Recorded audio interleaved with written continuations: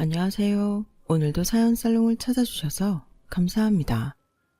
결혼 2년 차 30대 여성이에요.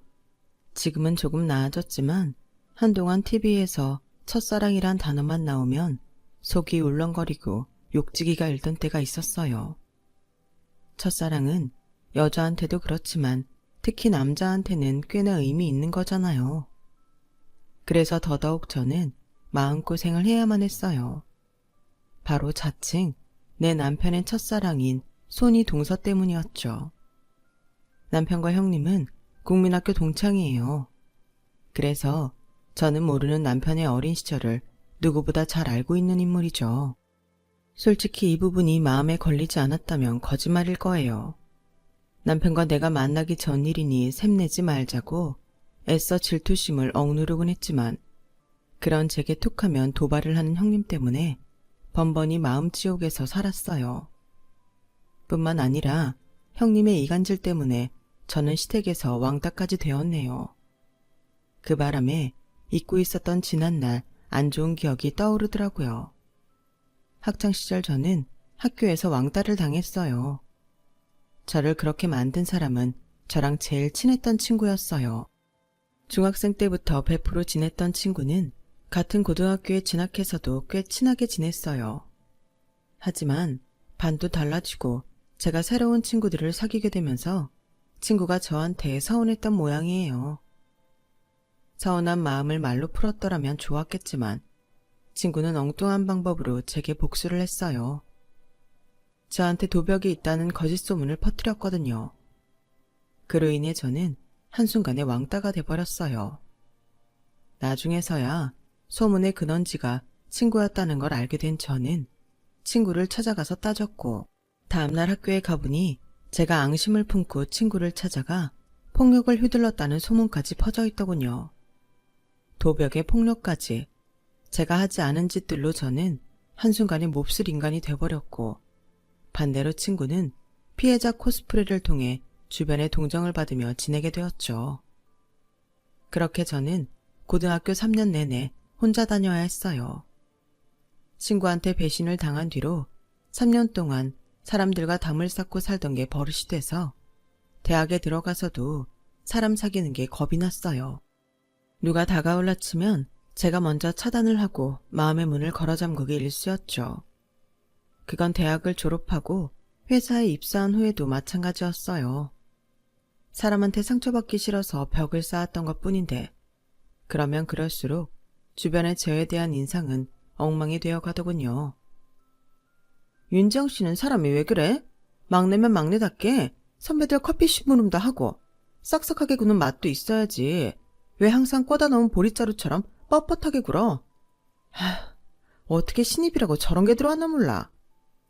입사 초부터 과장님을 비롯해 선배들에게 핀잔을 듣던 저는 대리를 단 후에도 회사에 적응을 하지 못했어요. 맡은 일은 문제없이 해냈지만 부서원들과 좀처럼 가까워지지 못한 탓이었죠. 웃긴 건 저랑 친하지 않다는 이유로 밥도 같이 안 먹으면서 자기들 필요할 때는 야근이며 골치 아픈 업무를 떠넘기며 알차게들 부려먹더라고요. 휴가철 스케줄을 짤 때도 자기들이 다 고른 뒤에 남는 날을 저한테 넘기곤 했어요. 선배들이 이렇다 보니 저희 부서에 새로 들어온 신입들도 마찬가지였죠. 언젠가 탕비실에서 신입들이 떠드는 걸 들어보니 그동안 사무실 사람들이 저를 어떻게 생각했는지 알겠더라고요. 야, 넌 사수복도 없다. 어쩌다 윤대리한테 걸렸냐? 그러게나 말이다. 처음엔 일도 잘하고 까탈스럽지 않아서 다행이다 생각했는데 알고 보니 우리 부서 공식 왕따더라고. 사람이 눈치가 없는 건지 배알이 없는 건지 다들 자기 이용해 먹기만 하는데도 찍소리도 못하고 당하기만 하더라. 오직하면 과장님이 휴가 스케줄 짤 때 윤대리는 맨 마지막에 남는 날로 주라고 하더라고. 대리가 사원보다 못한 취급을 받는데 쪽팔리지도 않나 몰라. 회사 생활은 라인탁이라는데 난 초장부터 이게 뭐냐? 완전 똥 밟았어.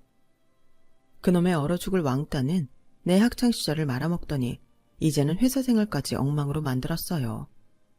물론 사람들한테 다가가지 못한 내 탓도 있지만 그렇다고 해도 이건 너무하다 싶더라고요. 그렇게 내가 싫으면 나한테 자기들 일은 떠넘기지 말 것이지. 이용할 땐 다 이용하고 뒤에서는 바보 취급이라니. 안 그래도 정이 안 들던 회사였지만 아랫사람들한테까지 이런 소리를 듣고 보니 더는 이 회사에 있고 싶지 않았어요. 물론 이직을 한다 해도 그곳이라고 여기랑 다를 게 없겠지만 그래도 그때는 하루빨리 떠나고 싶다는 생각뿐이어서 구직 사이트를 뒤지게 되었죠. 다행히 꽤 조건이 좋은 곳이 있어서 얼마 뒤 직장을 옮길 수 있었어요. 제가 다니던 회사보다 규모는 작았지만 사원 복지가 좋아서 꽤 인기가 있는 회사였어요. 한 번의 실패 뒤에 이직한 회사라서 이번엔 내가 먼저 사람들한테 다가가야겠다고 마음먹었지만 막상 출근해 보니 그게 잘 안 되더라고요. 당장 출근 첫날 점심은 어떻게 해야 하나 고민을 하고 있는데 과장님이 먼저 다가와 점심을 같이 먹자고 말해주었어요. 며칠 일하면서 보니까 부서 사람들이 과장님을 중심으로 꽤 잘 뭉치더라고요. 다들 사적으로도 꽤 친하게 지내는 것 같았어요. 그런 모습이 부러우면서도 한편으론 두렵더라고요. 이렇게 똘똘 뭉친 사람들 속에서 저만 겉돌면 외로움은 더 클 테니까요. 그런데 얼마 지나지 않아 그런 걱정은 기우에 불과하다는 걸 알게 되었어요. 윤지영 씨, 땡땡동 산다 그랬죠? 그럼 우리 집이랑 가깝네. 난 땡땡동 살거든요. 괜찮으면 나랑 커플 할래요? 기름 한 방울 안 나는 나라에서 혼자 차 끌고 출퇴근하는 것도 그렇고 오며 가며 말동무도 하면 좋잖아요. 어때요? 아, 돈은 따로 안 받을게요. 가끔 커피나 한 잔 사줘요. 저 때문에 굳이 그러실 필요 없어요. 저는 버스 타면 돼요. 혹시 직장 상사랑 카풀하는 게 불편해서 그래요? 아, 내가 거기까진 생각을 못했네. 괜한 소리해서 미안해요. 아니에요, 그런 거. 제가 패키치는 것 같아서. 그런데 과장님만 괜찮으시다면 카풀할게요. 불편하지 않았다면 거짓말일 거예요.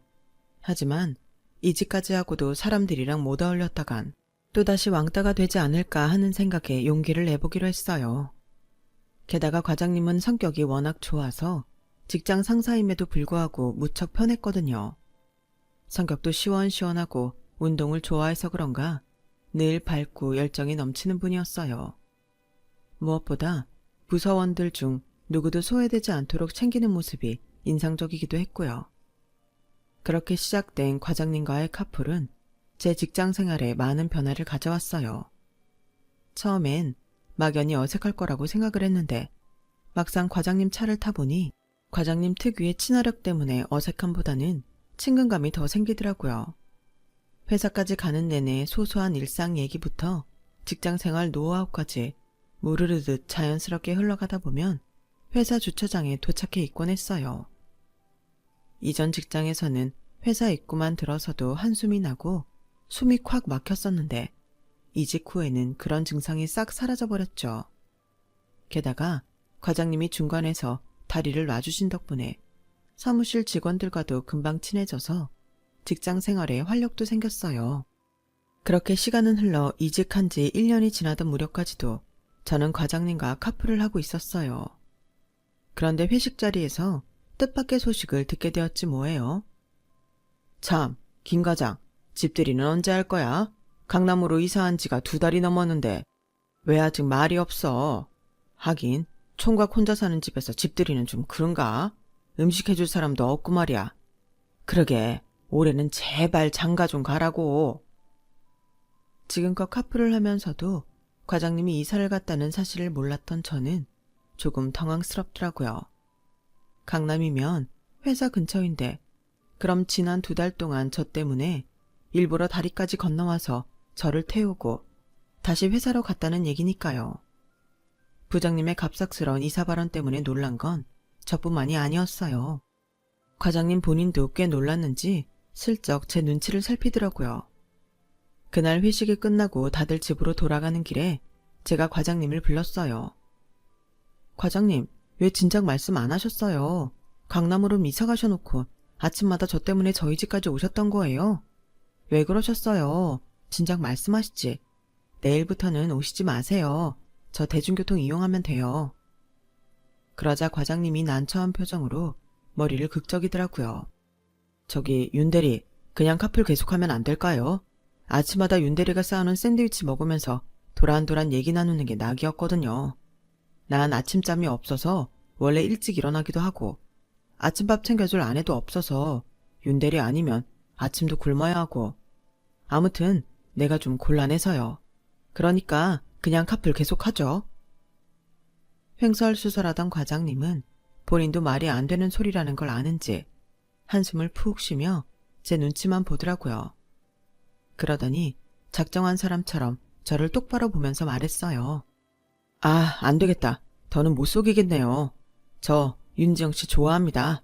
애초에 카풀하자고 했던 것도 윤지영 씨랑 가까워지고 싶어서 그런 거예요. 이런 식으로 고백할 생각은 없었는데 상황이 이렇게 돼버렸네요. 지영 씨, 나랑 사귈래요?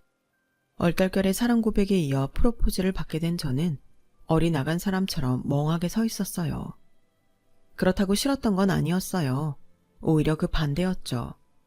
그동안 과장님을 옆에서 지켜보면서 저런 남자랑 사귀면 재미도 있고 대화도 잘 통해서 좋겠다는 생각을 자주 했었거든요. 다만 상황이 상황인지라 당황했던 것뿐이었어요. 과장님은 그런 제 행동을 거절의 의미로 받아들였는지 얼굴이 벌개져서는 애써 수습을 하려고 애쓰더군요. 내가 너무 부담스럽겠나 봐요. 그러니까 이건 어디까지나 강요하는 게 아니고 그냥 내 마음이 그렇다는 거니까 무시해도 돼요. 난 괜찮아요. 정말이에요. 허둥지둥 손까지 내저으며 당황하는 과장님을 보자 웃음이 나더라고요. 이 남자가 이렇게 귀여운 구석도 있었나 싶은 게 몰랐던 매력을 하나 더 찾은 기분이었어요. 그래서 제가 도리어 침착하게 말을 꺼낼 수 있었어요. 과장님은 괜찮으신지 모르지만 저는 안 괜찮을 것 같아요. 고백까지 듣고 사귀자는 말까지 들었는데 어떻게 무시를 해요? 제대로 대답해야지. 좋아요. 우리 사귀자고요. 그런데 오늘 이 프로포즈는 인정 안 할래요. 다음에 멀쩡한 정신으로 다시 해주세요. 그럼 그날부터 1일 할게요. 그제야 과장님은 긴장이 확 풀렸는지 주저앉더라고요. 그리고는 어깨가 들썩일 정도로 킥킥대며 웃었어요. 그리고 며칠 뒤 주말, 과장님과 만난 자리에서 저는 프로포즈를 다시 받을 수 있었어요. 사람 좋아하고 운동을 즐기는 과장님은 저랑 사귀기 시작한 후 그동안 주말에 하던 각종 스포츠 동호회를 정리했어요. 저랑 데이트할 시간이 필요하다는 게 이유였죠. 딱 하나 포기하지 않은 건 풋살 동호회였어요.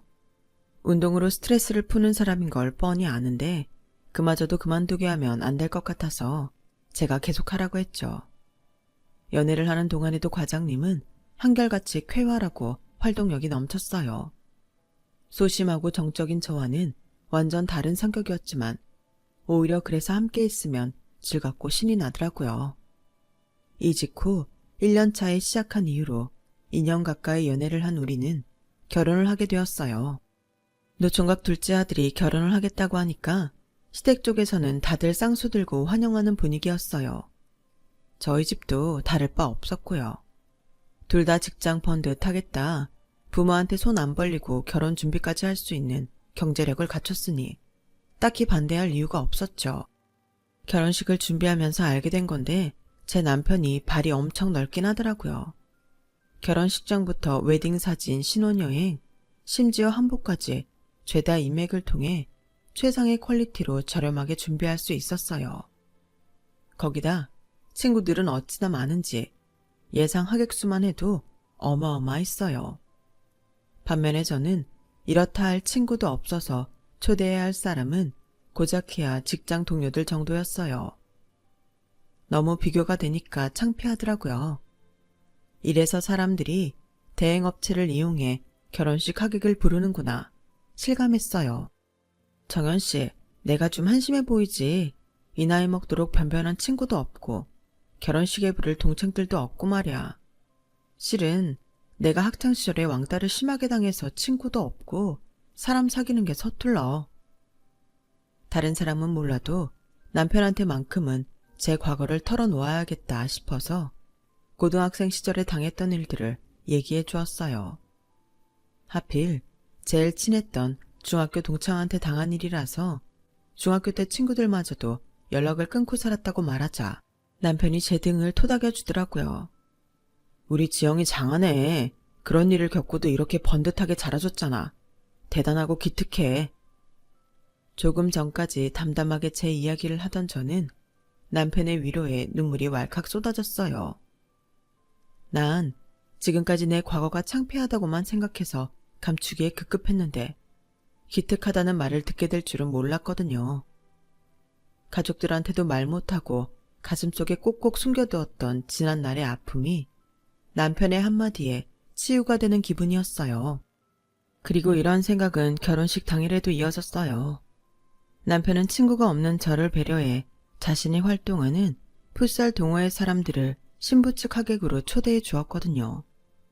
거기다 남편이 이전에 활동했던 각종 동호회 사람들도 신랑 측이 아닌 신부 측 지인으로 자리를 채워주었어요.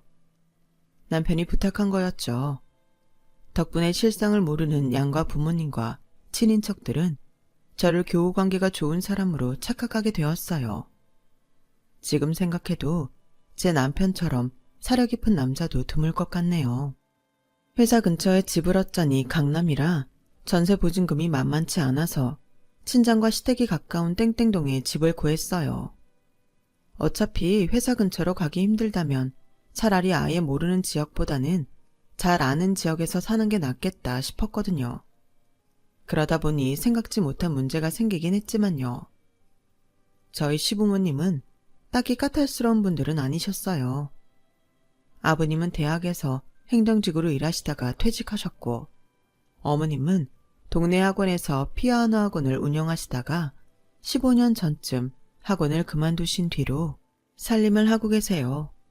두 분 모두 여행을 좋아하셔서 국내 여행은 물론 해외로 배낭여행도 다니실 정도로 여행광이세요. 그러다 보니 자식들 사는데 크게 관여를 안 하시는 편이시죠. 며느리 입장에선 그런 점이 얼마나 편한지 몰라요. 여기까지만 보면 남편 복에 시부모님 복까지 남부러움 살만한 결혼이 분명하지만 인생이 어디 다 가지고 살 수 있나요? 제 결혼에도 복병이 있더라고요. 앞에서 말했던 손이 동서였죠. 제 남편의 국민학교 동창인 형님은 평소 집에서 제 남편한테 도련님이라는 호칭 대신 이름을 불렀어요. 처음 형님이 시집 왔을 때 어머님이 호칭 문제로 잔소리를 하긴 하셨다는데 아직도 형님은 버릇을 못 고치고 제 남편을 이름으로 부르더라고요. 동서는 모르겠지만 우리 정연이가 어릴 때 꽤 인기가 많았어. 얼굴도 잘생긴 데다가 남자다웠거든. 게다가 달리기는 또 얼마나 잘했나 몰라. 아, 동서는 모르겠구나. 우리 정연이 국민학생 때 학교 육상부였어. 말끝마다 동서는 모르겠지만 이라는 말을 갖다 붙이는데 나중엔 그 소리만 들어도 신물이 올라올 지경이었어요. 어린 시절 안 좋은 경험 때문에 참는 거라면 누구보다 자신 있는 저였지만 내 남자를 두고 날 자극하는 형님 앞에서는 인내심도 금방 바닥을 드러내게 되더라고요. 그래서 하루는 그동안 참았던 불만을 터놓았죠. 형님, 이제 그만 좀 하세요. 너무 유치하지 않아요? 형님이랑 우리 그이가 국민학교 동창이면 뭐요? 말끝마다 형님이 저보다 내 남편에 대해 잘 아는 것처럼 말하는데 저 그런 소리 들을 때마다 불쾌해요. 지금의 내 남편을 잘 아는 건 형님이 아니라 저니까요. 그리고 말끝마다 우리 정연이라고 부르는 것도 안 그랬으면 좋겠네요. 앞으로 내 남편 이름은 동창회에 나가서나 부르시고 집안에선 도련님이라고 불러주세요. 나름 수위 조절을 하면서 했던 말인데 제 말을 들은 형님은 마치 제가 하극상이라도 벌인 것처럼 온 집안이 떠나가라 소리치며 울먹였어요. 동서, 정말 너무해. 동서는 내가 그렇게 싫어? 아무리 그래도 그렇지. 자기보다 나이도 많은 손윗사람한테 어쩜 그렇게 막대할 수가 있어? 난 그저 도련님이랑 동창이란 말 한마디 했을 뿐인데 그게 그렇게 듣기 싫을 정도로 불쾌했어? 알았어. 동서가 싫다면 앞으로는 안 그럴게. 근데 이거 하나만 알아둬. 동서 시집 오기 전까지 이 집 식구들 누구도 나한테 이런 대접한 사람 없었어. 왠줄 알아? 내가 맏며느리로 살면서 제사면 명절 때 독박 쓰고 일하면서도 혼자 사는 도련님까지 챙겨가며 나름대로 헌신했으니까 그런 거야. 그런데 동서 눈에는 그마저도 고깝게 보였던 거구나. 내가 오지랖이었네. 난 그저 밖에서 일하는 동서 힘들까봐 지금까지 하던 대로 해왔던 것뿐인데 동서를 불편하게 했다니.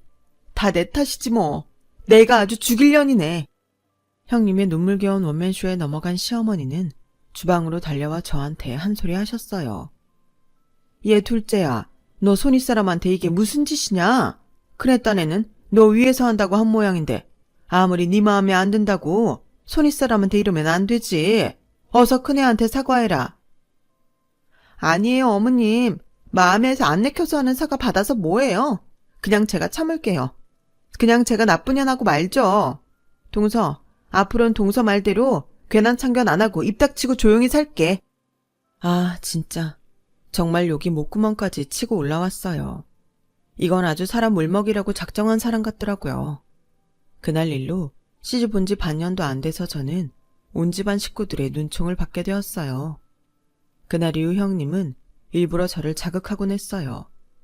마치 싸움을 만들려는 사람처럼요. 형님의 도발에 저는 그러면 안 된다는 걸 알면서도 발끈하기 일쑤였고, 그러다 보니 전후 사정을 잘 모르는 시댁 식구들은 제 성격에 문제가 있는 게 아닌가 의구심을 갖게 되었어요. 물론 제가 없을 때 형님이 식구들한테 이간질한 게 주된 이유였지만요. 동서, 정연이 첫사랑이 누군지 알아? 아마 알면 깜짝 놀랄 거다. 그게 누구냐면 말이야. 형님 말이 끝나기도 전에 남편이 말을 끊었어요. 형수, 그게 언제적 일인데 아직도 그 소리를 해. 아주 사고를 우려라. 왜? 동서도 알아야지. 안 그래, 동서? 사실 그때까지는 남편 첫사랑이 누군지 몰랐던 터라 내심 궁금하기도 했어요. 남편이 정색을 하는 걸 봐서는 의외의 인물일 거라는 추측만 할 뿐이었죠. 그날 형님은 웃만 띄워놓곤 정작 제 남편의 첫사랑이 누구인지는 말하지 않았어요. 마치 저를 약올리려는 것처럼 말이죠. 정작 그 대상을 알려준 사람은 제 남편이었어요. 자기가 오해할까봐 내 입으로 직접 말하는데 아까 형수가 말한 내 첫사랑 말이야. 형수였어. 근데 그걸 첫사랑이라고 하기도 뭐한데 나 국민학교 4학년 때 일이거든. 그때 애가 뭘 알아? 그냥 좋고 싫고 그거지. 근데 그걸 가지고 아직까지도 놀린다니까. 그래? 난 또 첫사랑이라길래 적어도 고등학생 정도 됐을 때 얘긴 줄 알았네. 형님도 참 웃긴다. 11살 때 일을 가지고 첫사랑은 무슨. 암튼 자기가 먼저 말해줘서 고마워. 그때는 그 일이 그렇게 지나가는 줄 알았어요. 사실 별것도 아니었으니까요. 그런데 형님 말은 좀 다르더라고요. 어머, 정연이가 그래? 국민학생 때 일이라고? 걔 아주 웃기는 놈이네. 동서, 그거 거짓말이야. 정연이랑 나랑 쭉 한 동네에서 살았잖아. 걔 중학생 때도 길에서 나 보면 얼굴 빨개져서 어쩔 줄 몰라 했어. 하긴 부인 앞에서 그런 얘기까지 하긴 그랬겠지. 남자들한테 첫사랑이 어떤 힘인데. 정작 본인은 아니라는데도 형님은 그놈의 첫사랑에 의미 부여를 해댔어요. 그리고 툭하면 제 속을 박박 긁어댔죠. 문제는 첫사랑 타령만은 아니었어요. 제 남편을 대하는 형님의 태도가 문제였죠. 형님네는 시부모님을 모시고 본가에서 살고 있는데 몇 년 전 아주버님이 지방 발령을 받으셔서 평소에 집의 남자는 아버님과 제 남편뿐이었어요. 하지만 시부모님은 1년에 반은 시골집에 내려가 계시는 데다 두 분이 여행도 자주 다니셔서 실질적으로 집안의 남자는 제 남편 하나라고 해도 무방했어요. 여기까지는 뭐 그렇다 칠 수 있는데 문제는 형님의 태도였죠. 마치 제 남편을 자기 남편 대용으로 생각하는 것 같았거든요. 남편 말에 따르면 형도 없는 집에서 자기한테 스킨십도 많고 너무 격이 없어서 불편할 정도였대요. 솔직히 형수랑 한 집에서 사는 게 좀 불편하더라고. 아무리 동창이라도 그렇지 형수가 내 팬티까지 손빨래 하겠다는데 어떻게 같이 살아? 그래서 한동안 회사 근처에 오피스텔 얻어서 나가 살았었잖아. 제 남편조차도 불편해하는 행동을 형님은 서슴지 않고 했고 제가 시집을 온 뒤에도 그런 버릇은 고쳐지지 않았어요. 어머, 정연이 너 허벅지 굵다. 힘 좋겠는데? 이러면서 제 남편 허벅지를 손으로 쓸어대는데 정말 욕 나올 뻔했다니까요. 그뿐인 줄 아세요? 하루는 마트에서 제 남편 속옷을 사왔더라고요. 정연아, 나 오늘 마트 가서 네 거 트렁크 팬티 샀다. 이쁘지? 딱 네 스타일이지? 너 삼각 팬티는 찡겨서 못 입잖아. 그러면서 팬티를 내미는데 순간 열이 확 오르더라고요. 형님, 지금 뭐 하시는 거예요? 형님이 왜 제 남편 속옷을 사요? 살 거면 아주버님 거나 사세요. 아, 정연이랑 난 원래 이런 거 안 가려. 동서가 몰라서 그러는데 어릴 때부터 동네에서 볼 거 안 볼 거 다 보고 자란 사이인데 이깟 팬티가 뭔 대수라고. 정연아, 너도 그렇지? 형수, 그래도 속옷은 좀 그렇지. 그거 그냥 형 줘. 난 필요 없으니까. 남편은 괜히 제 눈치를 보며 얼굴을 붉혔어요. 이쯤 했으면 그만둘 법도 한데 형님은 기어이 트렁크 팬티를 들고 주방으로 들어가 시어머니께 그러는 거예요. 어머님, 이거 좀 봐주세요. 패턴도 괜찮고 시원하겠죠? 정연이 주려고 사왔는데 어머님은 어떠세요? 그랬더니 어머님은 단순히 제품만 보시고는 잘 샀네, 시원하겠다. 이러시는 거예요. 그러자 이때다 싶었는지 형님이 제 탓을 하더라고요. 근데요, 어머님, 동서는 마음에 안 드나 봐요. 저보고 뭐라 그러네요. 에휴, 동서 무서워서 앞으로는 팬티 한 장 살 때도 동서 허락을 받아야겠어요. 성격이 저렇게 예민해서 사회생활은 잘 하나 모르겠네요. 자고로 남자는 성격이 원만한 여자를 만나야 행복한 건데 우리 도련님 참 걱정되네.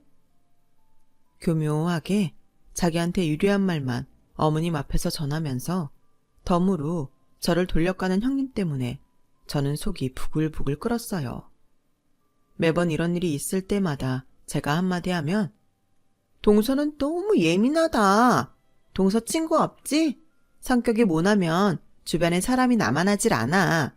결혼식 때 보니까 여자친구들이 없던데 혹시 학교 다닐 때 왕따였어? 마치 뭔가 아는 사람처럼 묘한 눈빛을 하고 저를 보는데 말문이 막히더라고요. 농담이야. 뭘 그렇게 정색을 해? 누가 보면 진짜 왕따였는 줄 알겠다. 이러면서 실실대는데 정말 주먹으로 한 대 패주고 싶더라니까요.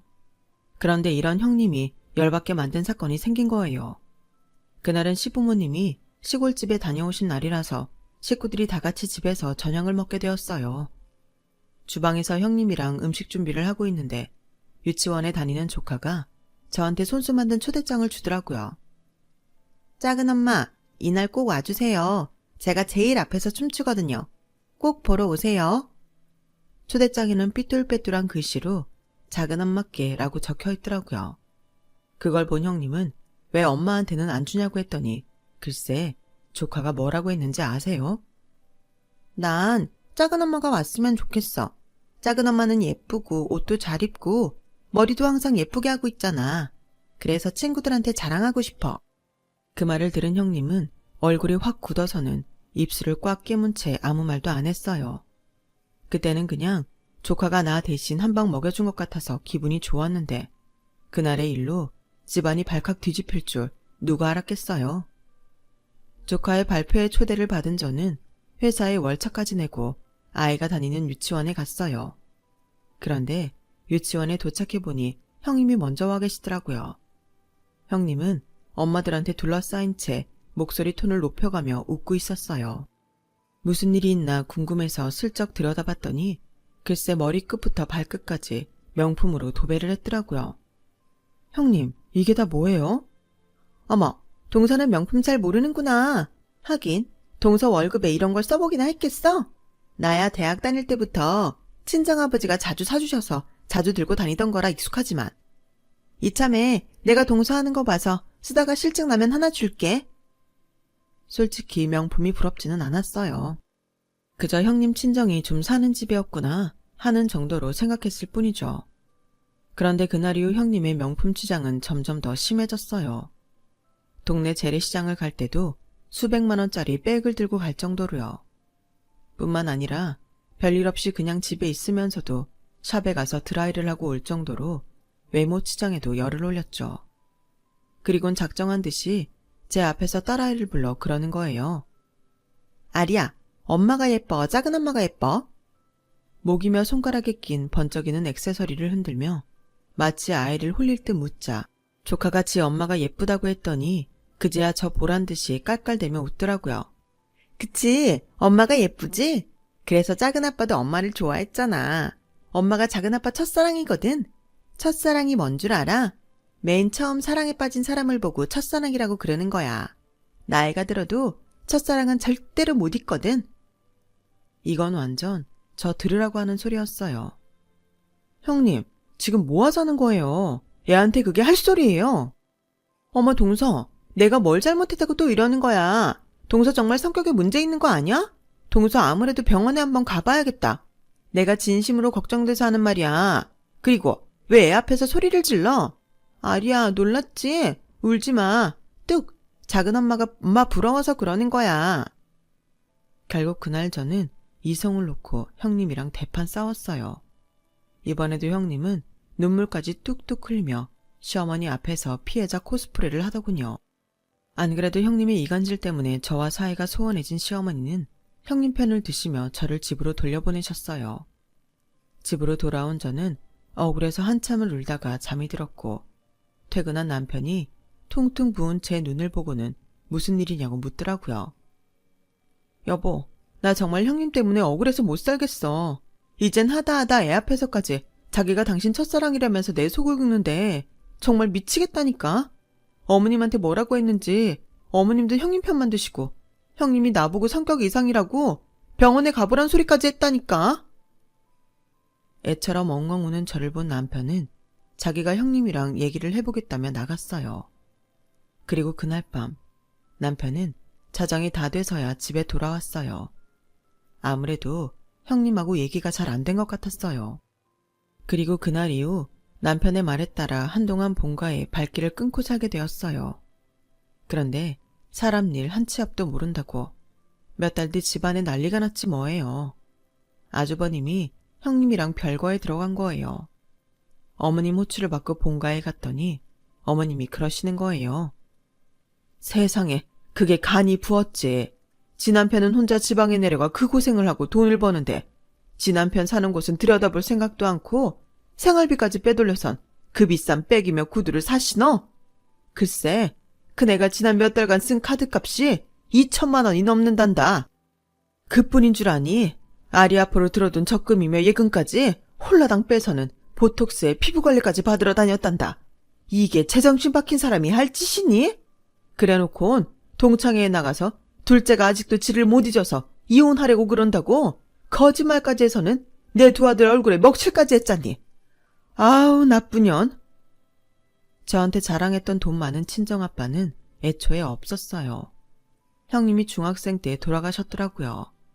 거기다 알고 보니 형님이 꽤 오랫동안 제 남편을 짝사랑했었더라고요. 제 남편한테 집착하고 저를 시기했던 것도 그런 이유에서였죠. 형님의 명품 소동으로 인해 저는 그동안 형님의 거짓말에 속아 저를 우호했던 가족들과 화해를 했어요. 하지만 여전히 아주버님 내외는 별거 중이에요. 조카는 저희 어머님이 맡아서 키우고 계시고요. 처음엔 형님이 미워서 고소하다는 생각을 했지만 지금은 오히려 불쌍하다는 생각만 드네요.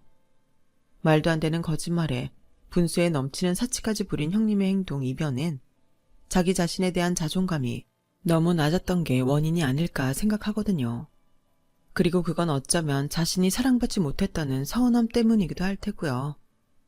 그렇다고 형님의 행동이 용서가 되는 건 아니에요. 자신이 저지른 행동은 스스로 책임을 져야 하니까요.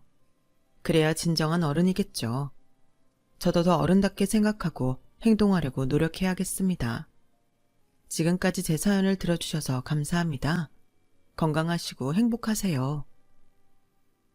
여러분, 사연 댓글에 응원과 현명한 조언 부탁드려요. 좋아요와 구독은 저에게 큰 힘이 됩니다. 오늘도 좋은 일 가득하세요.